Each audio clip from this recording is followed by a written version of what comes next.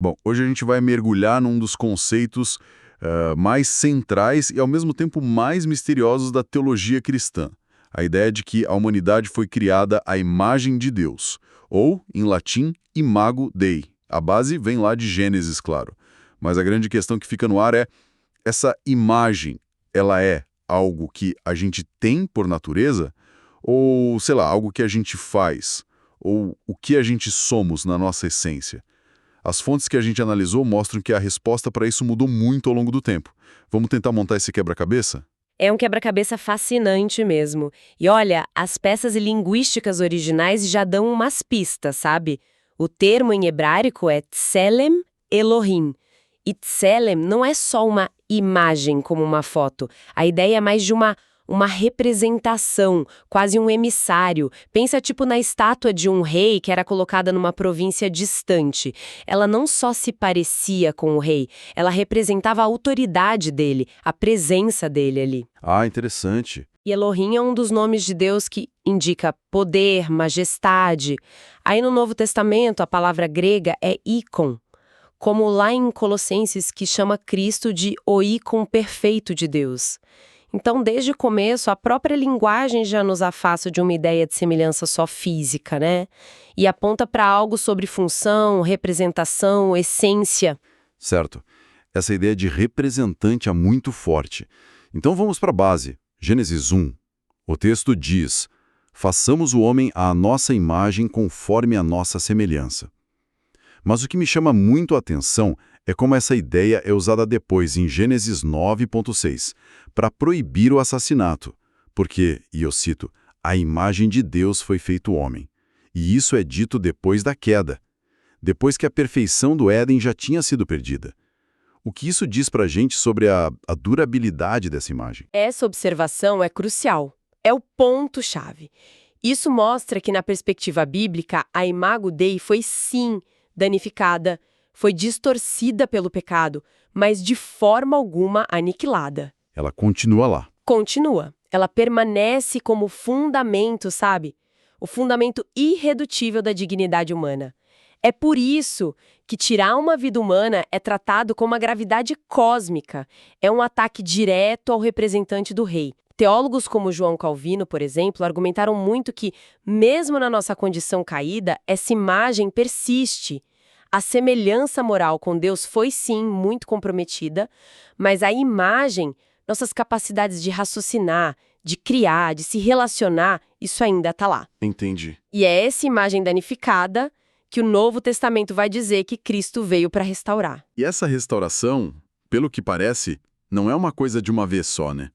É um processo. Tem passagens como 2 Coríntios 3,18, que falam em sermos transformados na imagem de Cristo com glória cada vez maior, o que nos leva de volta à nossa questão central. Se a imagem pode ser danificada e restaurada, então o que ela é, exatamente? Vamos explorar a primeira grande resposta, a de que a imagem é algo que a gente tem. Exato. Essa é a chamada visão substantiva. E ela é talvez a mais antiga e a mais influente, historicamente. Ela diz que a imagem de Deus mora em alguma substância ou capacidade que é inerente ao ser humano. Os primeiros pensadores cristãos já exploravam isso. Irineu de Leão, lá no século II. Certo. Ele fez uma distinção que marcou a teologia por séculos. Ele separou imagem, que seria nossa capacidade racional, nossa estrutura, da semelhança, que seria a nossa conformidade moral e espiritual com Deus.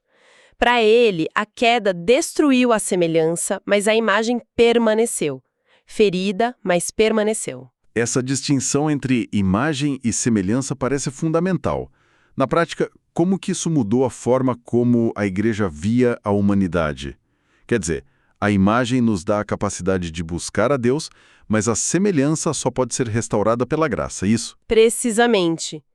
A razão, o livre-arbítrio, a consciência, essas capacidades nos tornam, digamos, receptivos à redenção. Séculos depois, Agostinho de Hipona aprofundou essa visão substantiva de uma forma belíssima.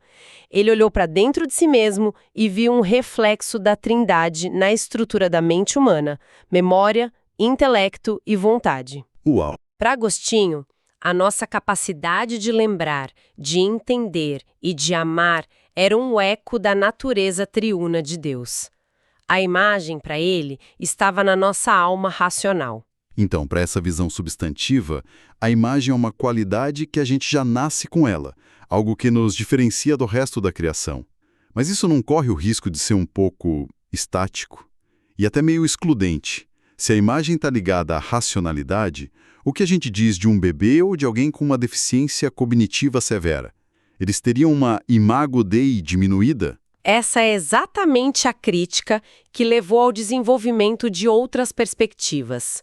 A visão substantiva, se você leva ao extremo, pode criar hierarquias de valor baseadas em capacidades, o que é teologicamente muito problemático. E em resposta a isso, teólogos do século XX, como Karl Barth, propuseram uma mudança radical de foco.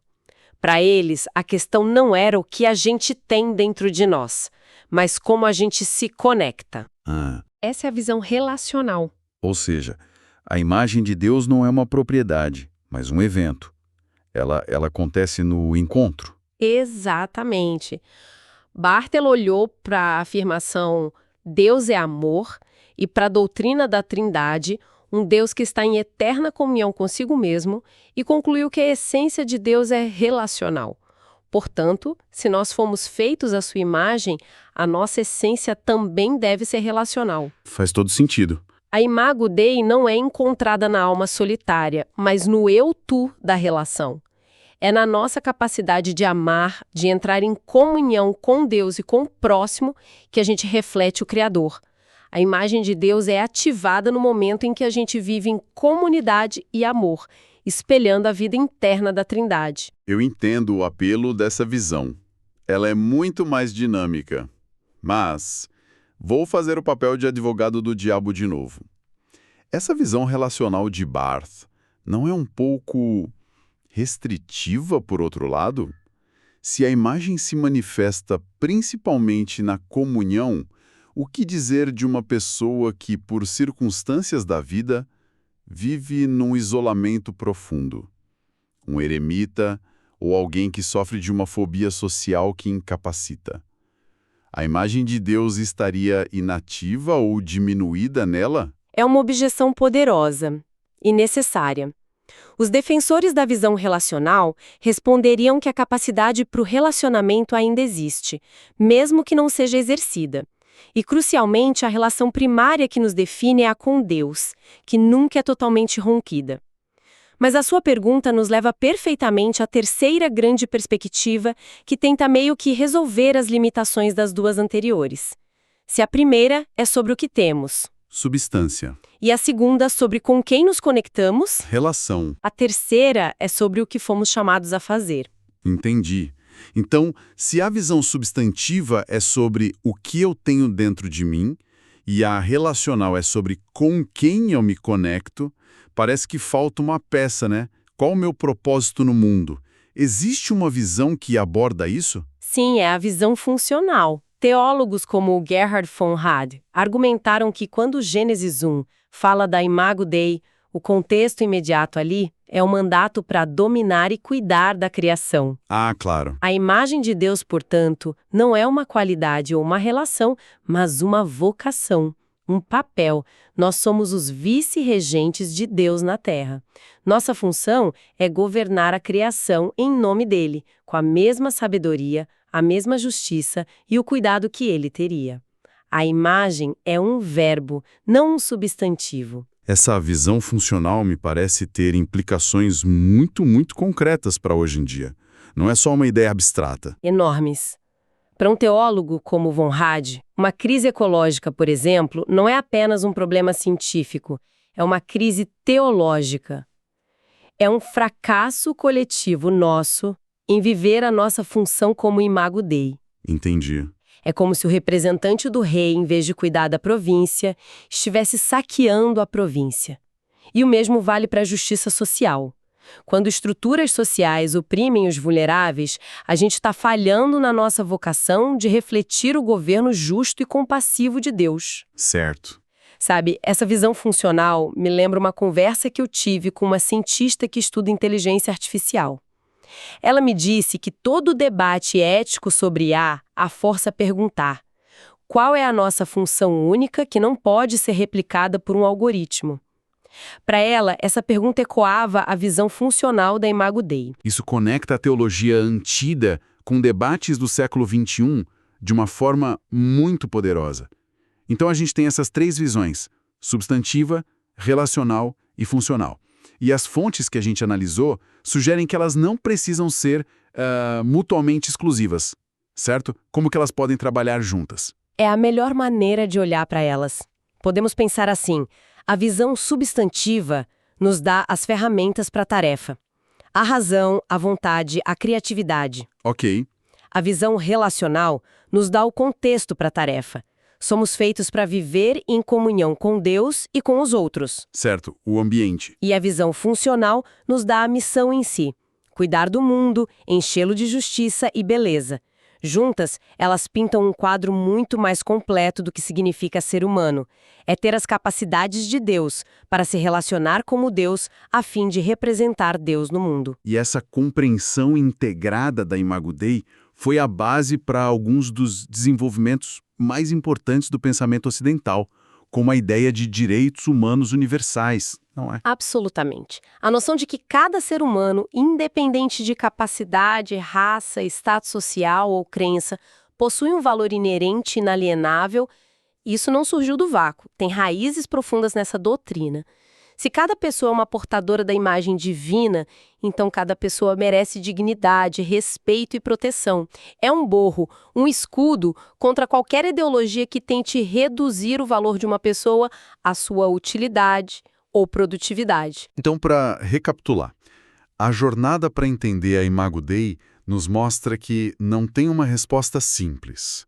A imagem de Deus pode ser entendida como as qualidades que a gente possui na nossa essência, como a razão, a alma, o que a gente realiza nas nossas conexões, através do amor da comunidade, e o papel que a gente desempenha no mundo, como cuidadores e representantes do Criador.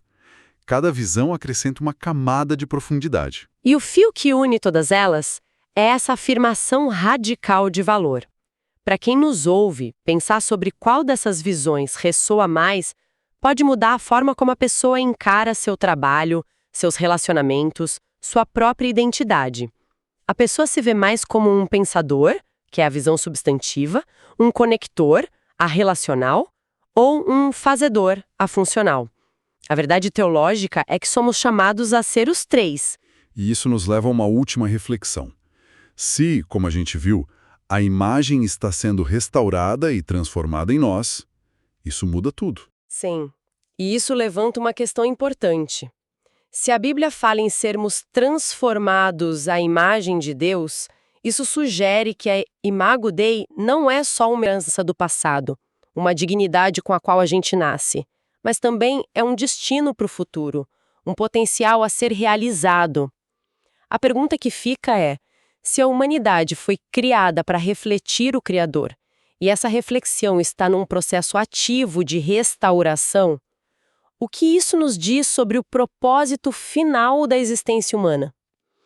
Talvez ser imagem de Deus não seja apenas o nosso ponto de partida, mas, de uma forma ainda mais profunda, o nosso ponto de chegada.